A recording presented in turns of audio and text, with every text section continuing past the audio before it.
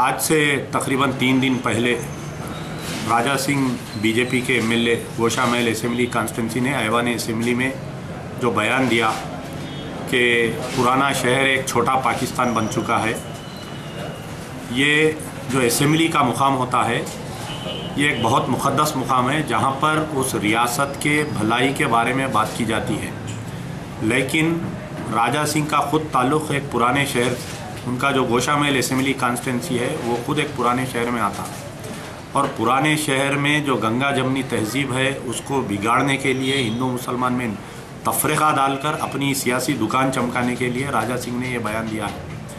रही बात मजलिस बचाओ तहरीक की तरफ से, हम क़ानूनी इसके ऊपर मालूमात हासिल कर रहे हैं, क्योंकि ऐवान असेंबली में जो बयान दिया जाता है उसको स्पीकर ने एक्सपंज कर दिया है। उस पर आईपीसी धारा के तहत क्या मुकदमा इन पर लगता है, हम हमारे वकला से मालूमात हासिल कर रहे हैं। स्पीकर साहब उस बात को एक्सपंज कर दिए, वो वर्ड्स जो पाकिस्तान का छोटा हिस्सा है पुराना शहर बोल के, लेकिन क्योंकि वो लाइव टेलीकास्ट हुआ और उस लाइव टेलीकास्ट को ख़ुद राजा सिंह ने श्री राम चैनल पे और उनके फेसबुक पे, उनके यूट्यूब में उसको अपलोड किया है।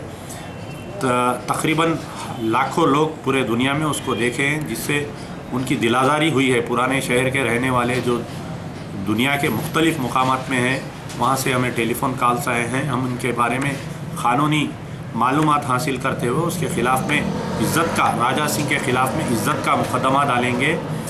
और राजा सिंह को मालूम होना चाहिए कि साबिक़ में जितने भी मुस्लिम बच्चों की गिरफ़्तारी हुई थी, बाबरी मस्जिद की शहादत से बाद से लेकर मक्का मस्जिद के बम धमाके तक जितने केसेस मुस्लिम बच्चों पे बुक हुए थे, सारों को अदालत ने बाइज़्ज़त बरी कर दिया। और राजा सिंह को ख़ुद ये मालूम होना चाहिए कि मक्का मस्जिद के अंदर बम धमाके में किसका हाथ था, प्रज्ञा सिंह कौन सी पार्टी की है, और आपके स्वामी असीमानंद कौन से ऑर्गेनाइजेशन से इसका ताल्लुक़ है। अपनी सियासी दुकान चमकाने के लिए मुसलमानों के ख़िलाफ़ दिलाजारी मजलिस बचाओ तहरीक हरगिज़ बर्दाश्त नहीं कर सकती।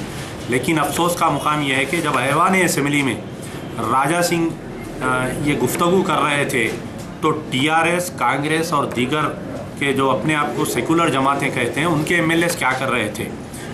मैं सवाल करता हूँ चीफ मिनिस्टर श्री चंद्रशेखर राव साहब से कि उनकी लड़की के बारे में रेवंत रेड्डी ने, तेलुगु देशम का रेवंत रेड्डी ने किसी एक उनके कुछ पर्सनल अटैक किया, तो आज की तारीख तक रेवंत रेड्डी को ऐवान असेंबली में बोलने की इजाज़त नहीं दी जा रही है।